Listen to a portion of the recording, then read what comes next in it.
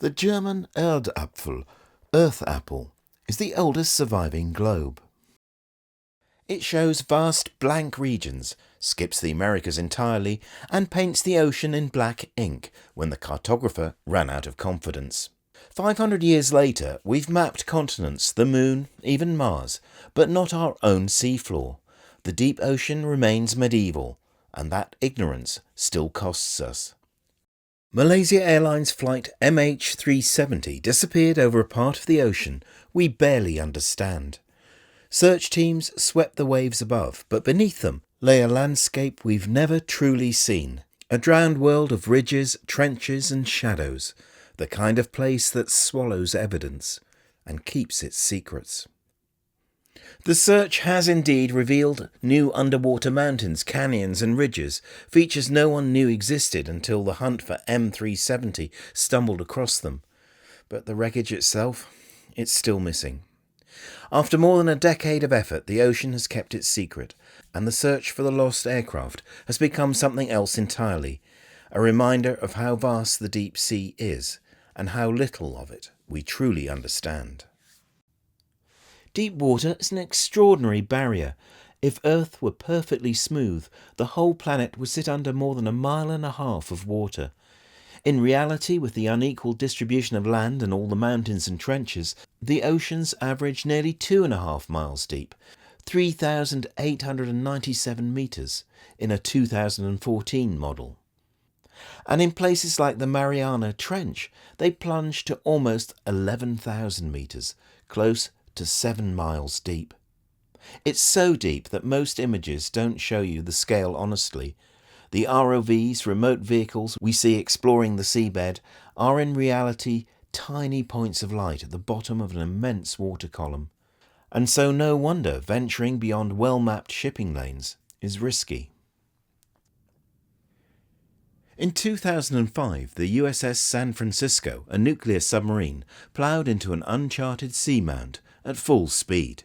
That's like suddenly meeting a rock wall in the fast lane of a highway in the dark. The violence of the impact injured many of the sailors and killed one, and it was inches from disaster as the pressure hull was almost split. Considering the US science agency, NOAA, thinks there are over 100,000 uncharted tall seamounts, it's surprising that these types of collisions only happen once every 20 years or so, especially since a submarine's need for stealth often means going off the beaten track. The last known seamount collision was the nuclear sub USS Connecticut in 2021. So these aren't ancient tragedies, they're modern reminders that we still don't know what's beneath us in the ocean. Right now, the UK is worried about the Russians cutting deep water cables between Scotland and Iceland, but can't monitor it properly because the cables and the terrain they're in are not properly mapped. Thankfully though, there's starting to be a lot of new remote vehicle work, and even if it is in relatively limited areas, it does at least give us a good guess as to what types of terrain there are in the deep sea. The deep sea is not a flat, muddy desert, it's a whole architectural portfolio. Hydrothermal vents belching black smoke. Cold seeps bubbling like a breathing vent in the underworld. Mud volcanoes, abyssal plains stretching further than the imagination. Trenches deeper than Everest. Submarine canyons carved into continental slopes. Sea-mound chains rising like drowned mountain ranges. Pillow lavas, carbonate chimneys, well falls, brine pools. Methane hydrates. We know these habitats exist. We visited quite a few. But most of their coordinates still filed under somewhere down there. But there's another way of seeing, with sound. As you know, in bats they send out sounds and use the echoes that bounce back to figure out what's around them. Underwater, it's a superpower, used by submarines and dolphins. Toothed whales and dolphins have been doing it for millions of years, of course, although with more charisma than a submarine. There's even some evidence that some species know about the shape of the seafloor. These are thought to be deep diving whale marks probing the seabed. That's obviously mechanical contact with the silt, but it shows their interest in what's down there. And sonar too could certainly be useful to detect some seabed features, like drop-offs, where squid and other prey might hang out. But sonar has its limits. Resolution drops with depth, distance, and the angle of the beams. And that leads us to the real problem of mapping the seabed: scale. We map the ocean at wildly different resolutions. From space with satellites, at 5 to 10 kilometre resolution. This works by measuring tiny changes in sea surface height, colour and temperature. It's great for spotting continents, but terrible for anything smaller than a small country. I exaggerate, but it's still just a bunch of blurred pixels with only a clue as to what's below, even if it does give total globe coverage. Then there's ship sonar of various types between about 25 and 100 metre resolution. That's fine for spotting big undersea mountains, but nowhere near good enough to reveal the small hazards that can tear open a submarine.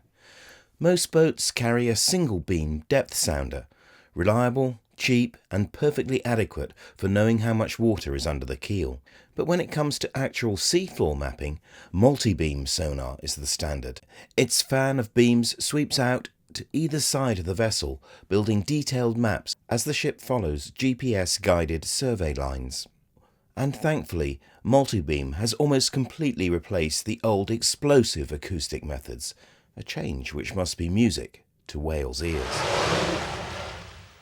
What's called side-scan sonar gives better resolution still, and is most often done from what's called a towfish, a probe towed nearer the seabed and projecting sound beams from either side.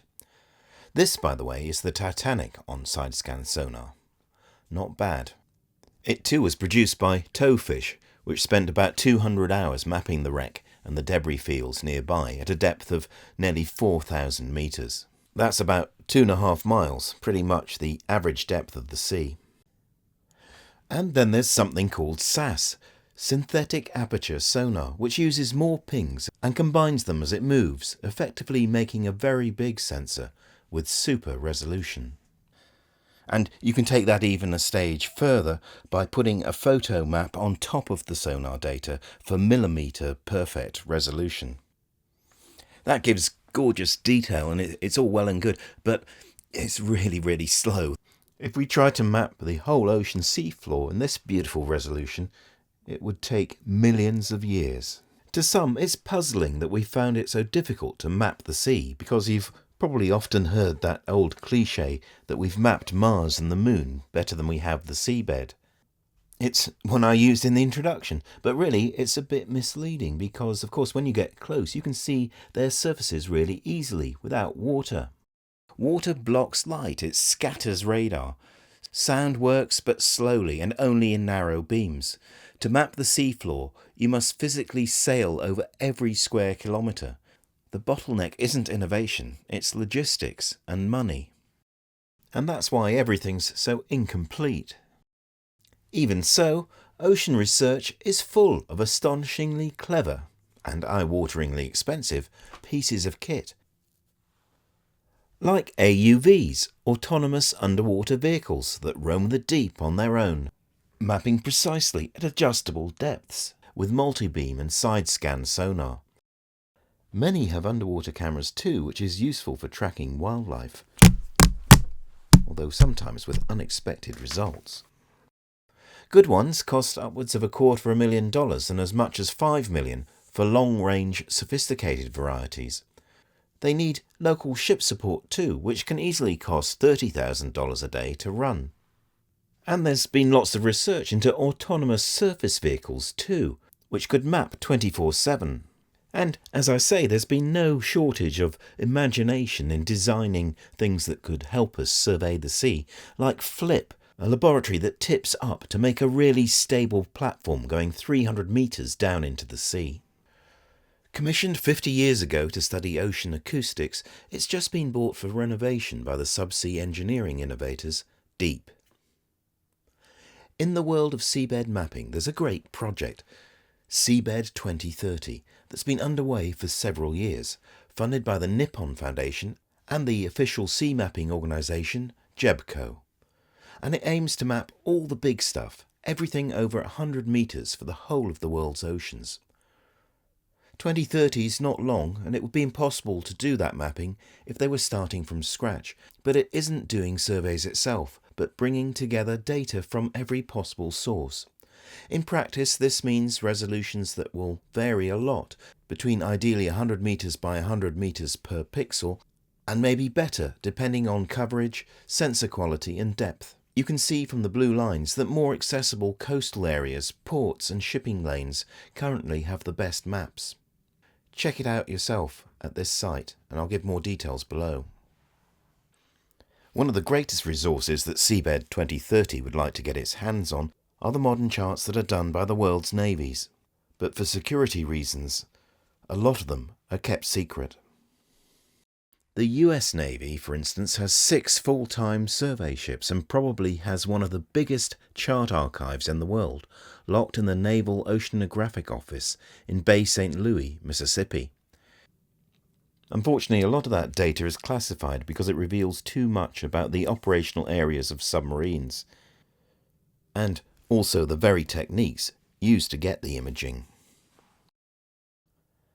So let's take a look at what the 100 metre or so resolution from the Seabed 2030 project actually looks like. This, for instance, is the Mariana Trench, and you might be a little bit disappointed on the resolution, but really for most places this is the best there is. And this, Hawaii, you can see shallow areas around the island which are actually underwater. This is the underwater valley of the Monterey Canyon, and these are some of the features off Florida and New York. And this is the Portuguese island of Madeira. There's also what they call a gazetteer, where the names of all the major seabed features in the world are given. And even if that's a bit cruder than we'd like, slowly the jigsaw of the seabed is coming together.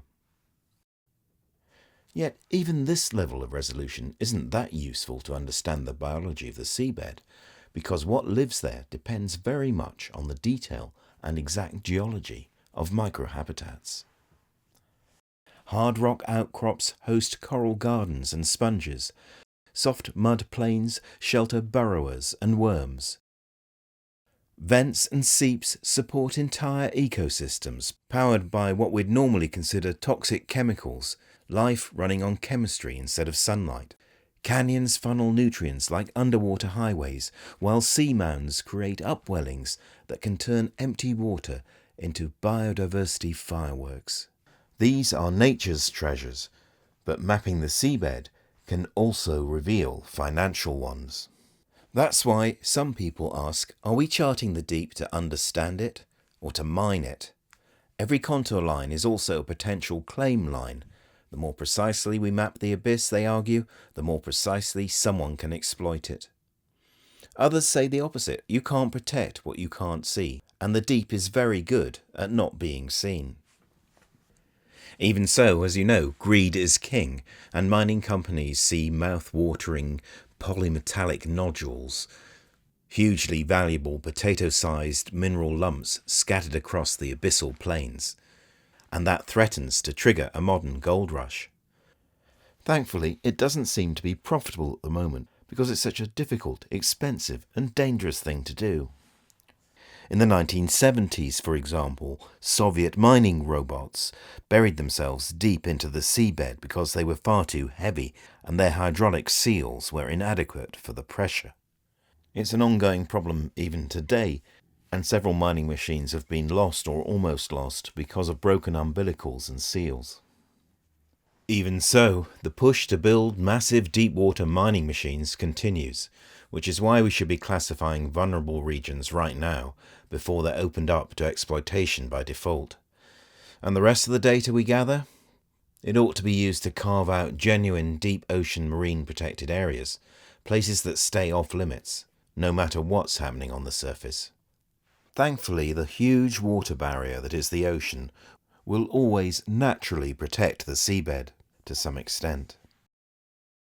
From the blank maps of centuries past to the blank seafloor of today, the ocean still remains Earth's largest unknown. The abyss resists. The map isn't finished, and at least 3/4 of it remains unknown. Just as it was 500 years ago.